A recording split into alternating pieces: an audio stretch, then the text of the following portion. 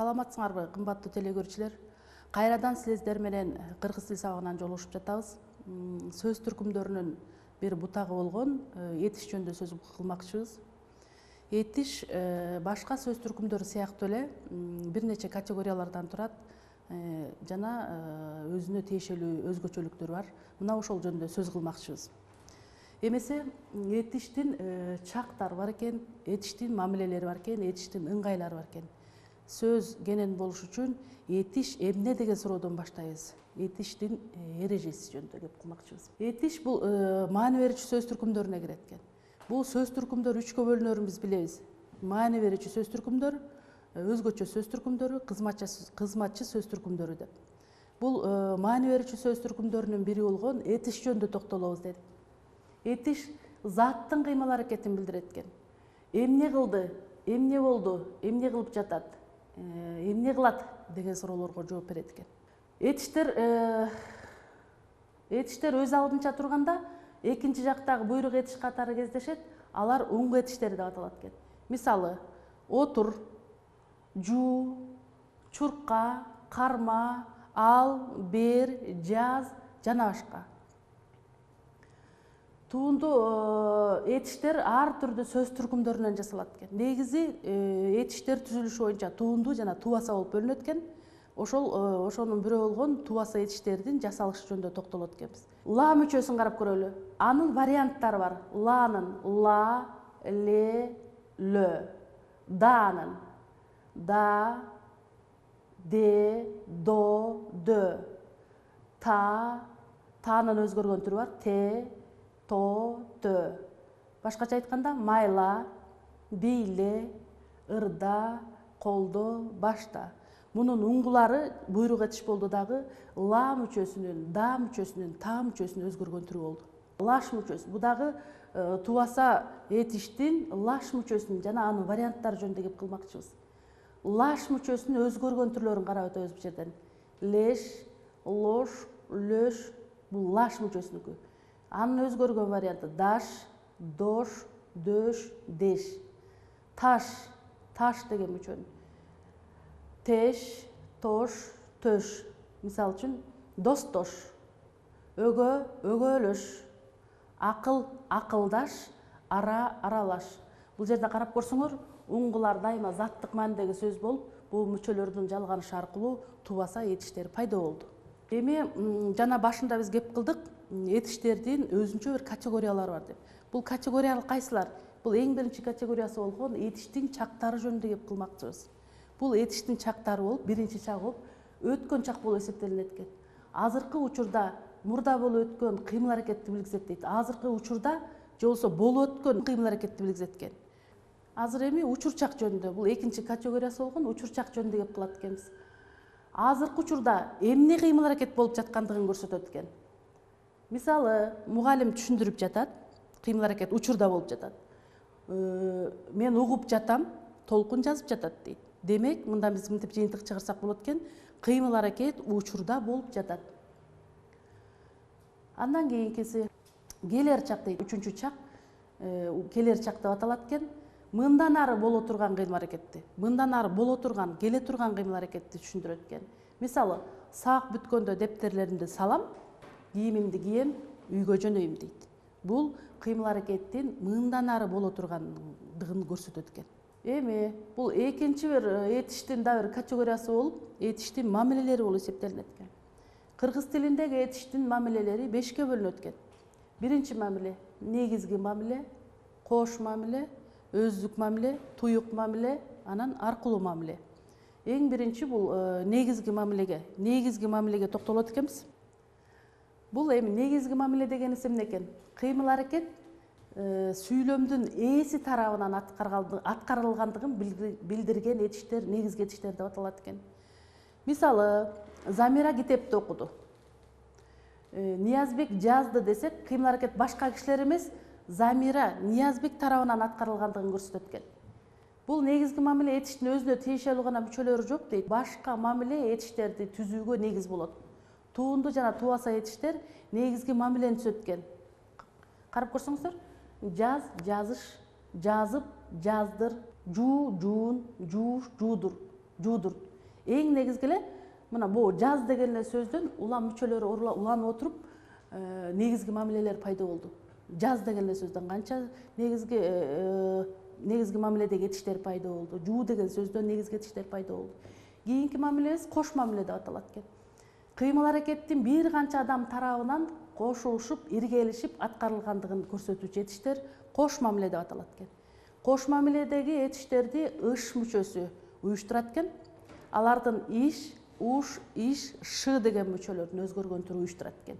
Мисалы, алыш, алышты, жазыш, жазышты, сана, санашты, иште, иштешти, бериш, беришти дейт. Кийинки мамилебиз негизги мамиле. Негизги мамиле этишке ын мүчөсүнүн уланышы аркылуу жасалып, кыймыл аракет иштөөчүнүн өзүнө багытталгандыгын, жеке өзү үчүн иштелгендигин билдирген этиштер өздүк мамиле деп аталат. Өздүк мамилени ын деген мүчө аткарат экен дагы. Ындын өзгөргөн түрлөрү бар экен. Ин, ун, үн, н мүчөсү. Мисалы, ачын.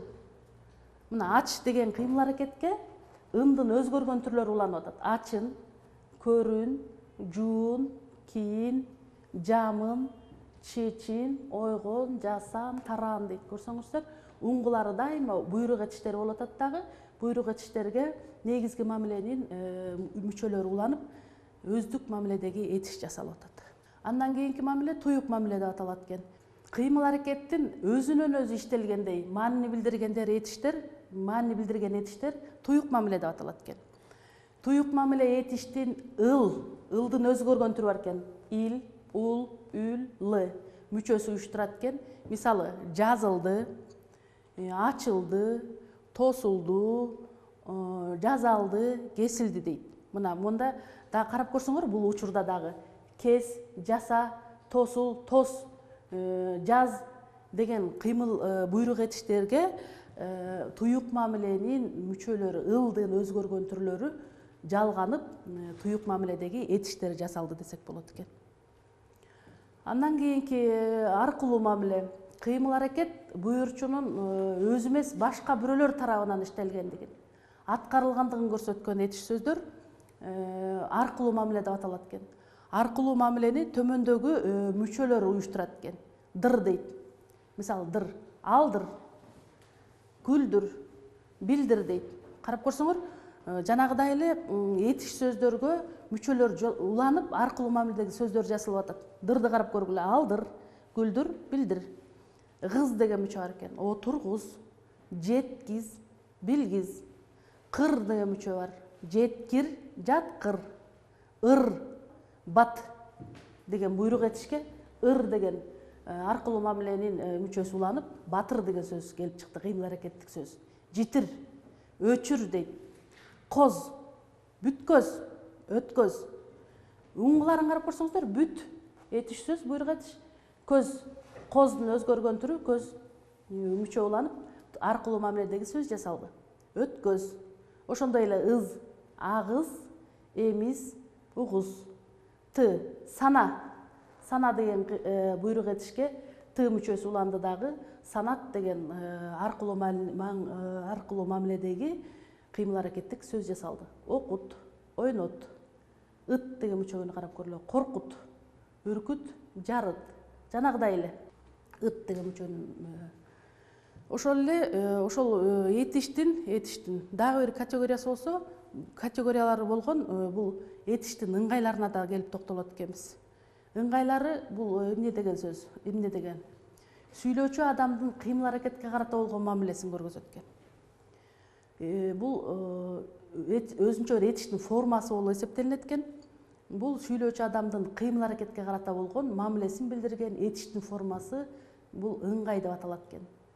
Этиштин ыңгайлары кыймыл аракеттин чындыкта болгонун, же болуп жаткан абалын, ниетин, тилегин, буйругун, шартын көрсөтөт экен. Этиштин ыңгайлары 5ке бөлүнөт экен. Биринчи буйрук ыңгай, шарттуу ыңгай, каалоо тилек ыңгай, максат ниет ыңгай, баяндагыч ыңгай. Буйрук ыңгай. Буйрук ыңгай бул сүйлөп жаткан адамдын кыймыл аракетин аткаруу үчүн үч жактын бирине берген буйругун, сунушун, өтүнүчүн билдирген сөздөр буйрук ыңгай деп аталат экен. Буйрук ыңгай төмөндөгүдөй жолдор менен түзүлөт экен. Негизги этиштер буйрук ыңгайды уюштурушат экен. Мисалы, айт, кел, оку, жаз, бар, бас, тап, бил жана башка ушул сыяктуу сөздөр. Сөз мүчөлөрүнүн жардамы менен башка сөз түркүмдөрүнөн жасалган этиштер буйрук ыңгайды уюштурат экен. Мисалы, кайчыла, сана, иште, сүйлө, ойно, башта, жоолук, жазыш, жардамдаш. Сын, гын, гыла, ыңыз, ыңыздар сыяктуу мүчөлөрдүн жардамы менен түзүлөт дейт. Мисалы, ойносун, баргын, келгиле, келиңиз, барыңыздар, баралык, жөнөйлүк. Шарттуу ыңгай. Кийинкиси шарттуу ыңгай. Кыймыл аракеттин аткарылышы же аткарылбай калышы үчүн тиешелүү шарттын болушун көрсөткөн этиш сөздөр шарттуу ыңгай деп аталат экен. Шарттуу ыңгайды саа мүчөсү уюштурат экен. Мисалы, барса, келсе, жазса, көрсө, ойносо жана башка сөздөр. Шарттуу ыңгай төмөндөгүдөй маанилерди билдирет экен. Шарттык маанини. Күн жааса, биз барбай калабыз. Күн ачылса, биз жөнөйбүз. Алар кечиксе, мен барбайм деген сөз. Мезгилдик маанини көргөзөт экен. Бүгүн кетсек, кайра келбейбиз. Күн чыкса, ал иштер башталат. Өтүнүү, сурануу маанисинде. Жакшы окусаңар, тартиптүү болосуңар, көп ийгиликке жетишесиңер.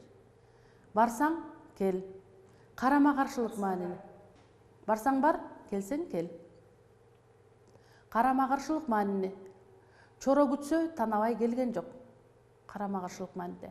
Ал келсе, мен барбайм. Анан себеп маанини билдирет экен. Согуш бүтсө, жумуш жеңилдеп калар эле. Жакшы колго түшсө, көңүлү курсант болот. Жаман колго түшсө, кор болот дейт. Бул каалоо тилек ыңгай, кийинки ыңгайыбыз. Кыймыл аракеттин иштелиши, аткарылышы үчүн болгон тилекти билдирген этиш сөздөр каалоо тилек ыңгай деп аталат экен. Тилек ыңгайдын айын биринчи жактын жекелик санында турат экен. Мисалы, биринчи жак көптүк санда болгондо гай эле жак мүчөлөр, биринчи, экинчи жак. Са, жак мүчөлөр экендигин уюштурат экен. Мисалы, барайын, келелик, көргөй элем, барса экен, барсам экен деген сыяктуу. Каалоо тилек ыңгай аркылуу берилген кыймыл аракеттин али иш жүзүнө ашышы же ашпай калышы сүйлөп жаткан адамга ачык так болбойт экен.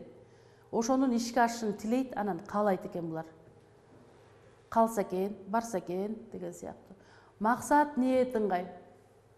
Кыймыл аракеттин иштелиши, аткарылышы үчүн болгон ниетти, тилекти билдирген иштер максат, ниет ыңгай деп аталат.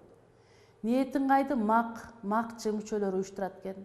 Көбүнчө мак мүчөсүнөн кийин эле экен, турсун, тургай, бол, беле, эмес деген сыяктуу көмөкчү сөздөр кош айтыла берет экен. Мисалы, ал бүгүн шаарга келмек.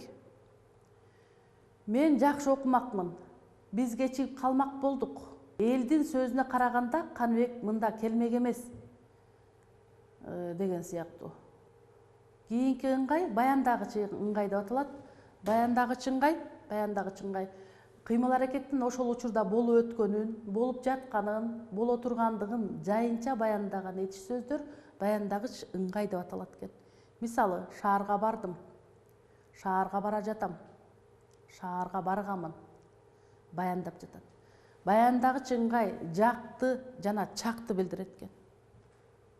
Бул маани берүүчү сөз түркүмдөрүнүн ичинен бул этишке кеңири токтолдук жантан бери. Бул этиштин башка сөз түркүмдөрү сыяктуу эле мындай категориялары бар экендигин билдик. Мисалы үчүн зат атооштун жак категориясы, сан категориясы, жөндөмө категориясы боюнча өзгөрсө, этиштин ыңгайлары, мамилелери, анан чактары болорун билдик. Бүгүнкү сабакты ушуну менен соңуна чыгабыз. Кийинки сабакта жолугушканга чейин саламатта туруңуздар.